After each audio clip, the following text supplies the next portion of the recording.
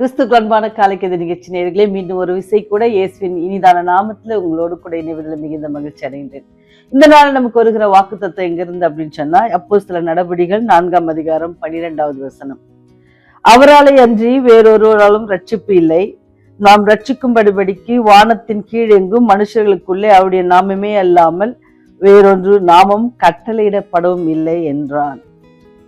ஆண்டுடைய நாமம் அல்லது அவரையாலே அன்றி நமக்கு என்ன இல்லை, ரட்சிப்பு இல்லை. ரட்சிப்பு அப்படின்னு சொன்னோடனே நமக்கு அது யாரால தர முடியும் அப்படின்னு நம்ம யோசித்து பார்ப்போம்.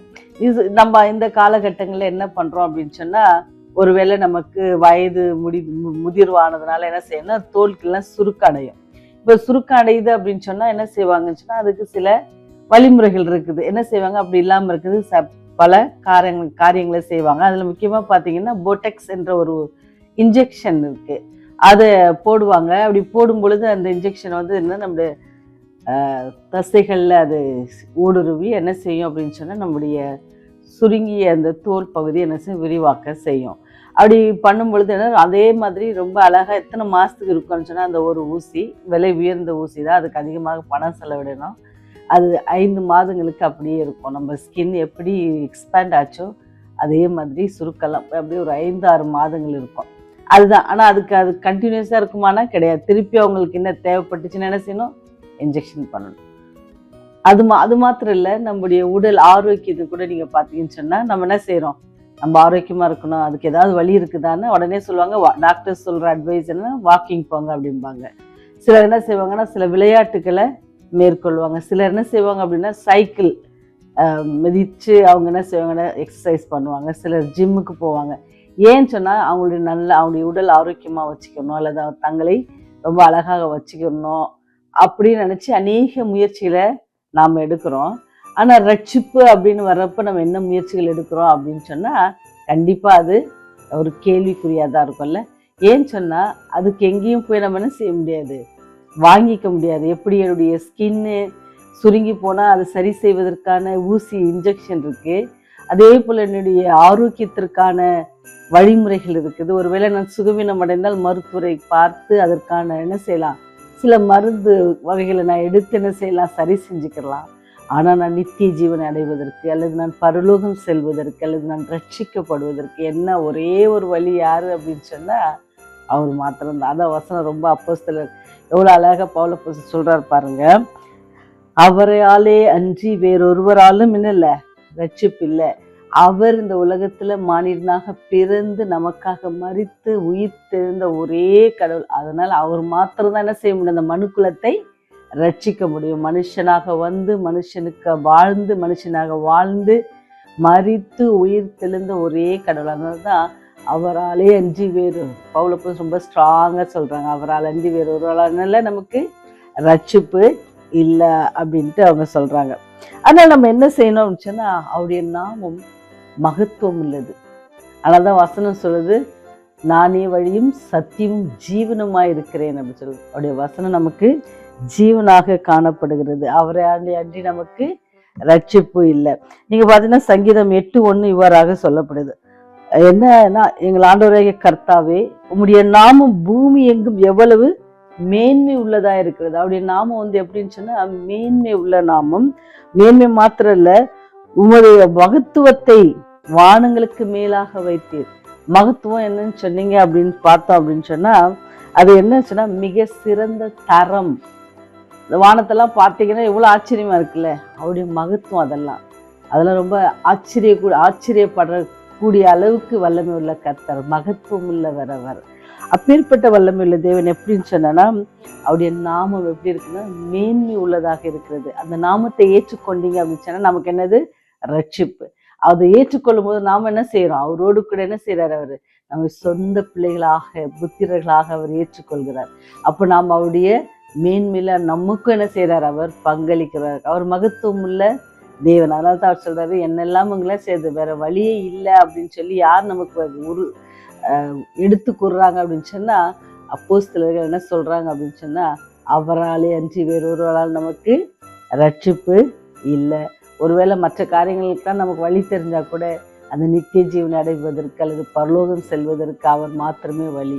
அப்படி ஒரு வழி காட்டிருக்காங்க. நாங்கள் இதை எப்படி ஏற்றுக்கிறது அப்படின்னு சொல்லி நீங்கள் யோசிப்பீங்கன்னு சொன்னால், ஒருவேளை நாங்கள் தொடர்ந்து ஆலயத்துக்கு போகணுமா அப்படின்னு பார்த்தீங்க, இல்லை நான் அவரை நான் சொந்த ரட்சகராக ஏற்றுக்கொள்வதுக்கு நான் என்ன செய்யணும் அப்படின்னு சொன்னால், ஆண்டவர் ஒருத்தருக்கு ஒவ்வொரு விதமான அழைப்புகளை கொடுக்கிறார். அந்த அழைப்பை நம்ம ஏற்றுக்கொண்டு இந்த ஒருவேளை சத்தியத்தின் வாயிலாக அல்லது நீங்கள் கேட்கிற இந்த வசனத்தின் வாயிலாக ஆண்டவர் உங்கள் மனத்தில் பேசலாம், ஆவியானவர் பேசலாம். இப்படி பேசும்பொழுது நம்ம என்ன செய்யணுமோ அவரை ஏற்றுக்கொள்ளணும். சொந்த ரட்சகராக ஏற்றுக்கொள்ளுவோம் அப்படின்னு சொன்னால் நம்ம ரட்சிக்கப்படுவோம். அவரை விசுவாசிங்க.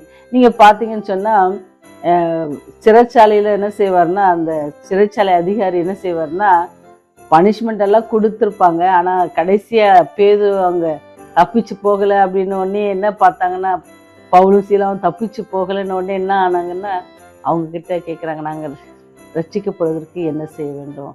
ஒரே வார்த்தை தான் சொன்னார். என்ன சொன்னாங்க அப்படின்னா, அவரை விசுவாசிங்க, நீ உங்கள் வீட்டார் என்ன செய்யுங்க, அவரை விசுவாசிங்க, அப்போது நீங்கள் ரட்சிக்கப்படுவீர்கள். இப்படி ஒரு அன்பான கடவுள் நமக்காக மானிடனாக பிறந்து நமக்காக மரித்து நமக்காக என்ன செய்தார், உயிர் தெளிந்து பரலோகம் சென்று நமக்காக ஒரு ஸ்தலத்தை ஆயத்தப்படுத்துகிற அந்த கடவுள் என்ன செய்கிறாரு, அவர் தான் நமக்கு வழி. ஏன்னா அவர் தான் அங்கேருந்து வந்திருக்கிறாரு, அவர் தான் திருப்பியும் போயிருக்கிறாரு. ஸோ அவருக்கு தான் தெரியும் வழி.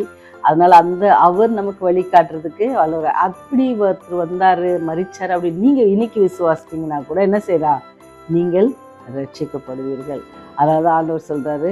அதனால தான் அப்போஸ்தலனாகிய பவுல் சொல்கிறார், ஆண்டவரை குறித்து என்ன சொல்கிறாரு, அவராலே அன்றி வேறு ஒரு ஆளும் நமக்கு ரட்சிப்பு இல்லை. எங்க, வானத்தின் கீழெங்கும் இல்லை, இந்த ஊரில் மட்டும்தான் இல்லை, அந்த ஊர் இல்லை, அந்த நாடு, அந்த தேசம் அப்படி இல்லை. எங்கே, வானத்தின் கீழெங்கும் அவருடைய நாமமே அல்லாமல் என்ன இல்லை, வேறொரு நாமம் கட்டளையிடப்படவில்லை. எவ்வளோ ஒரு ஸ்ட்ராங்கான ஒரு வேர்ஸ் பார்த்தீங்களா? இதை நான் எனக்கு தெரிஞ்ச சின்ன ஞானத்தினால இதை நான் உங்களுக்கு சொல்கிறேன். நீங்கள் இந்த வசனத்தை நீங்கள் எடுத்து என்ன செய்யுங்க, உட்காந்து கொஞ்சம் நேரம் யோசித்து பாருங்கள். யாரெல்லாம் ஆண்டவரை குறித்து ஆண்டோடைய அன்பை குறித்து நினச்சி பார்க்குறீங்களோ அவங்க என்ன செய்யுங்க, உட்காந்து பார்த்தா தெரியும் அவருடைய நாமத்துக்கு அப்புறம் வேறு என்ன இருக்குது அப்படின்னு சொல்லி நம்மளே யோசிப்போம். இப்பேற்பட்ட அன்பான கடவுள் நமக்காக இவ்வளோ தியாகம் பண்ணியிருக்காங்களா? யோசித்து நமக்கே என்ன இருக்கும், ஆச்சரியமாக இருக்குது. இப்படியும் ஒரு அன்பான தெய்வம். நம்ம எவ்வளோ தப்பு பண்ணாலும் என்ன செய்கிறாங்க, நம்ம நேசிக்கிற ஒரு தெய்வம், நம்மை மன்னிக்கிற ஒரு தெய்வம், நம்மை பாதுகாக்கிறவர், போஷிக்கிறவர். இப்பேற்பட்ட அவருடைய நாமம் மகத்துவம் உள்ளது, அவருடைய நாமம் மேன்மை உள்ளது. அந்த நாமத்தை நீங்கள் இன்னைக்கு ஏற்றுக்கொள்வீங்கன்னு சொன்னால் ரட்சிக்கப்படுவீர்கள். ஜெபம் செய்வோம். உடைய நீதியின் வலது கரத்தால் எங்கே தாங்குகிறவரே, மகத்துவம் உள்ள தெய்வமே, நானே வழியும் சத்தியம் ஜீவனுமாய் இருக்கிறேன் என்று வாக்குரைத்தவரே, அதை விசுவாசித்து அந்த விசுவாசத்தோடு உடைய பாத்தில் வருகிறோம் சுவாமி. ஆண்டவரே, நீர் எங்களுக்கு நித்திய ஜீவனை தருவதற்காக உங்களுடைய ஜீவனை கொடுத்தீரே, அதற்காக உண்மை துதிக்கிறோம், சோஸ்தரிக்கிறோம். தகுதியற்றவர்கள் ஆண்டவரே, ஆனாலும் கூட ஆண்டவரே, எங்களுடைய பாவங்களை பாராதபடிக்கு ஒவ்வொரு நாளும் எங்களை பாதுகாத்து பராமரித்து போஷித்து வழிநடத்தி வந்தீர். அதற்காக நன்றி செலுத்துகிறோம் சாமி. இந்த நாள் முழுதும் உடைய கிருபை எங்களோடு கூட இருக்கட்டும் சாமி. ஆண்டவரே, யாருக்கெல்லாம் உடைய நாமம் தேவைப்படுகிறது, யாரெல்லாம் விசுவாசிக்கிறார்களெல்லாம் ரட்சிக்கப்பட நீர் கிருபை செய்யுங்க. ஆவியானவர் தானே ஒவ்வொரு கூட இடைபட நீங்கள் கிருபை செய்யுங்க. தொடர்ந்து இந்த செய்திகளை பார்க்கிற ஒவ்வொரு குடும்பங்களையும், ஒவ்வொரு தனி நபர்களையும், அந்த நண்பர்களையும், உறவினர்களையும் நீங்கள் ஆசீர்வதிங்க. அவருடைய தேவைகளெல்லாம் சந்திங்க, சமாதானத்தை கட்டளையிடுங்க. அவர்களும் இந்த சத்தியத்தை சுமந்து செல்வதற்கு ஒரு பாத்திரமாக இருக்கு, அவர்களை நீங்கள் பயன்படுத்துங்க ராஜா. ஒவ்வொரு நாளும் எங்களோடு கூட இருந்து எங்களை வழிநடத்துவதற்காக நன்றி செலுத்த நாளும் குடும்ப கருத்தை ஒப்பு கொடுக்கிறோம். நீர் ஆசீர்வதித்து எங்களை வழிநடத்துங்க. எங்களுடைய போக்கிலும் வரத்திலும் கைட்டு செய்த எல்லா காரியங்களும் நாமத்துக்கு நாங்கள் மகிமையை ஜீவிக்க எங்களுக்கு உதவி செய்தல் இயேசுவின் வழியை ஜெபிக்கிறோம். ஜீவன் நல்ல தகப்பனே, ஆமென், ஆமென்.